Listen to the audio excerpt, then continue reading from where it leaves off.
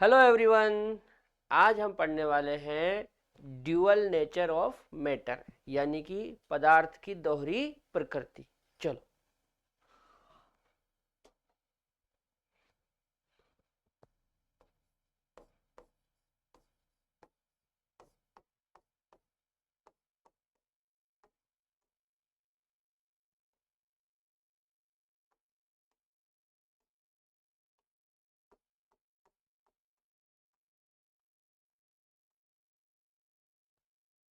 Dual nature of matter, है ना।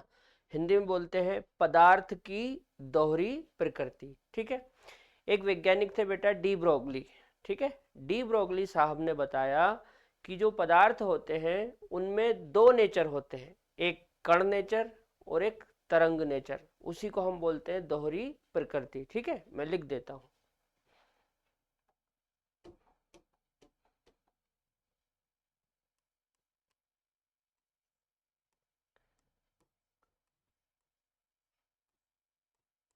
De Broglie के अनुसार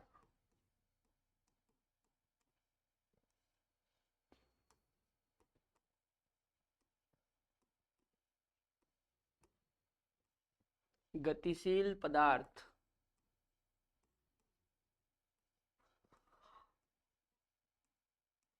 कण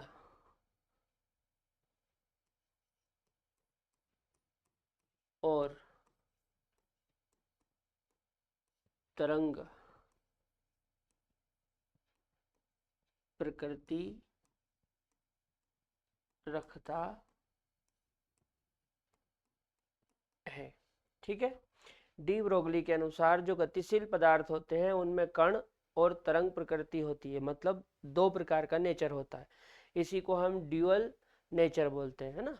जैसे मान लो फॉर एग्जांपल हम इलेक्ट्रॉन लिख सकते हैं, है ना।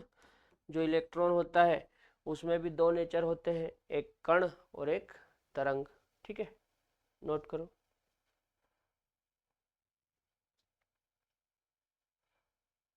चलो आगे बढ़ते हैं।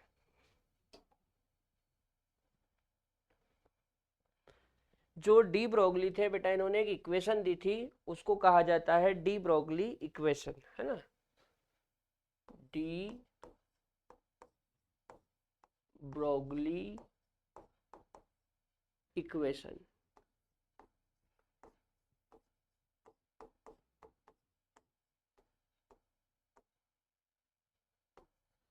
डी ब्रोगली इक्वेशन क्या होती है, सुनो। जैसे आपने पढ़ा होगा कि जो आइंस्टीन साहब थे उन्होंने एक इक्वेशन दी थी। आइंस्टीन साहब ने जो इक्वेशन दी थी वो थी E equal to MC square. ठीक है। अच्छा, एक आपने प्लांक क्वांटम थ्योरी पढ़ी होगी। तो प्लांक क्वांटम थ्योरी में हम लोग पढ़ते हैं E equal to SC by lambda. ठीक है बेटा। इन दोनों इक्वेशन को यदि मैं आपस में इक्वल करूं तो डी ब्रोगली इक्वेशन आ जाती है ना। देखो कैसे।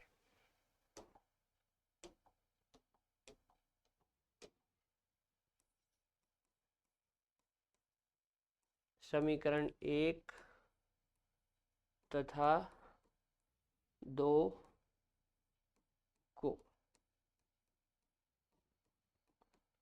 बराबर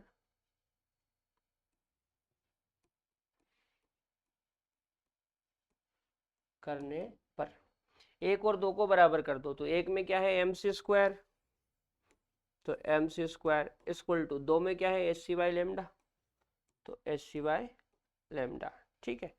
अब मेरे को लेमडा निकालना है। क्या निकालना है? लेमडा। तो मैं लेमडा को मान लो ऊपर ले जाता हूँ और इन दोनों को नीचे लाता हूँ। तो लेमडा इक्वल टू हो जाएगा HC अपॉन MC स्क्वायर बटे में आ जाएगा। ठीक है। अब क्या होगा, यहां से एक सी से एक सी कट जाएगा तो बचेगा क्या, lambda equal to H upon M C. ठीक है बेटा। अच्छा आगे सुनो,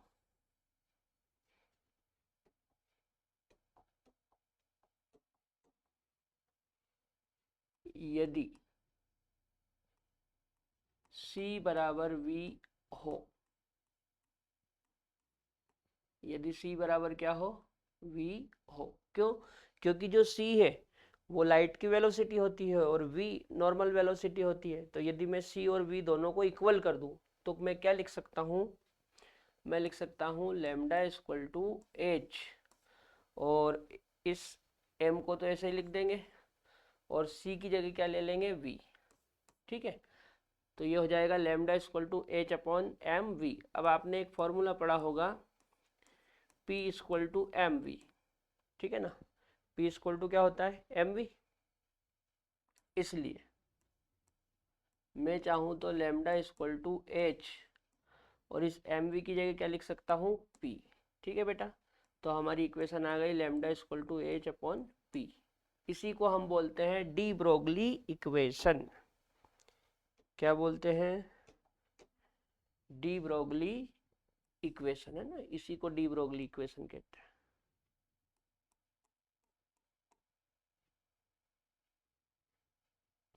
नोट कर लो।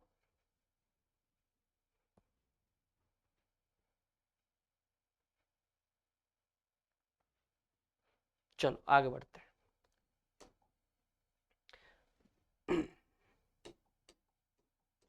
तो फाइनली हमारा डी ब्रोगली इक्वेशन क्या आया,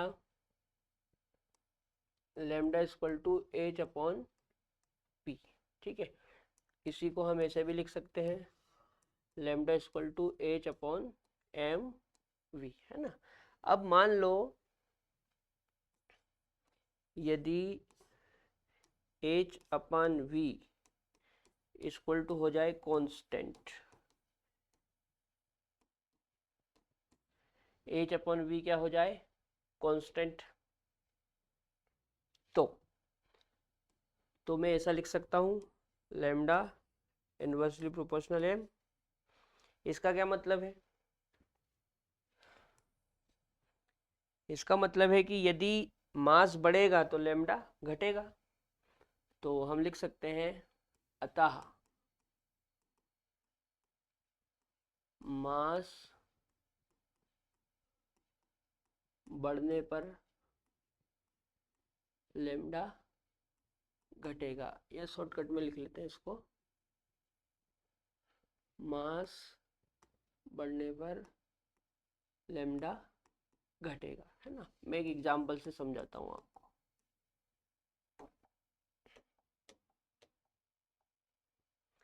जैसे मान लो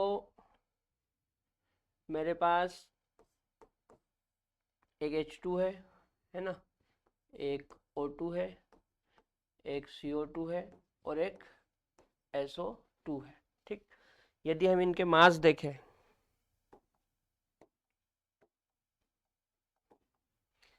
तो इसका मास 2 ग्राम आता है ना। इसका मास कितना आएगा, 32 ग्राम। इसका मास आएगा 44 ग्राम और इसका मास आएगा 32 और 32 64 ग्राम। ठीक है बेटा, अब आप देखो कि जब मास बढ़ता है तो लेमडा घटता है। तो SO2 का मास सबसे ज्यादा है, मतलब इसका लेमडा सबसे कम होगा। तो इसका लेमडा सबसे कम होगा, इससे ज्यादा इसका और इससे ज्यादा इसका। इस तरह से आप वेवलेंथ पता कर सकते हैं। ठीक है ना, नोट करो।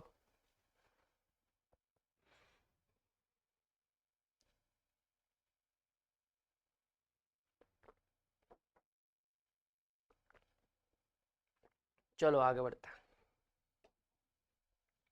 अब एक आखिरी चीज और मैं बता देता हूं आपको।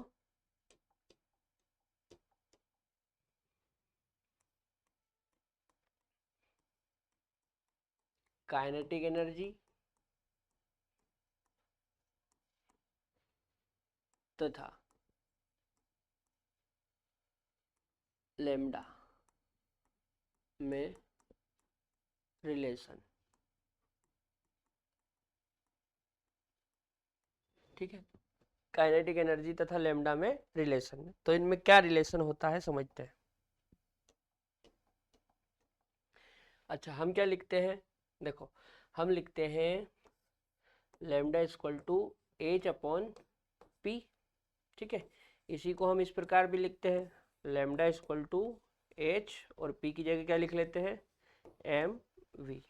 ठीक है, मैं इसको इक्वेशन 1 कह देता हूँ। ठीक, अब समझना बात को। हम काइनेटिक एनर्जी क्या लिखते हैं, काइनेटिक एनर्जी हम लिखते हैं बेटा हाफ एम वी स्क्वायर। ठीक है, काइनेटिक एनर्जी क्या होती है हाफ एम वी स्क्वायर। यहाँ से यदि मेरे को v निकालना हो तो वी स्क्वायर इक्वल टू ये 2 इधर आएगा तो 2 काइनेटिक एनर्जी और m आ जाएगा इसके बटे में। ठीक है, अब इसका वर्ग हटाएंगे तो यहाँ पे अंडर रूट हो जाएगा और ये हो जाएगा 2ke बटा m। ठीक है ना, 2ke बटा m। ठीक, अब यदि ये v का मान मैं समीकरण 1 में रख दूं तो एक नया इक्वेशन मिलेगा। ठीक है ना, तो हम लिख लेते हैं v का मान समीकरण 1 में रखने पर। ठीक है, v का मान समीकरण 1 में रखने पर, तो v का जो हमने ये मान निकाला है इसको यहाँ पे समीकरण 1 में रखते हैं तो ये हो जाएगा lambda equal to H upon, देखो ये m तो ऐसा कैसे ही रहेगा रूट, v की जगह ये आ जाएगा 2ke बटा m। ठीक है, अब ये जो m है बाहर वाला इसको यदि मैं अंदर ले जाऊं तो मैं इसको वर्ग करके अंदर ले जा सकता हूं इस प्रकार से 2ke और ये वर्ग करके अंदर हो जाएगा है ना m स्क्वायर और बटे में ये वाला m। ठीक है, अब क्या होगा, अब m से ये एक कट जाएगा तो क्या बचेगा lambda equal to H upon under root 2ke into m। ठीक है बेटा,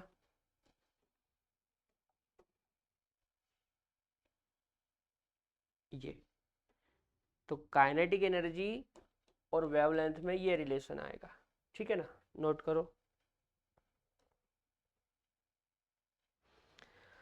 तो आज के लेक्चर में मैंने आपको डी ब्रोगली इक्वेशन और ड्यूअल नेचर के बारे में बताया। अब कल के लेक्चर में हम इनसे रिलेटेड कुछ क्वेश्चन देखेंगे। तब तक के लिए जय राम जी की।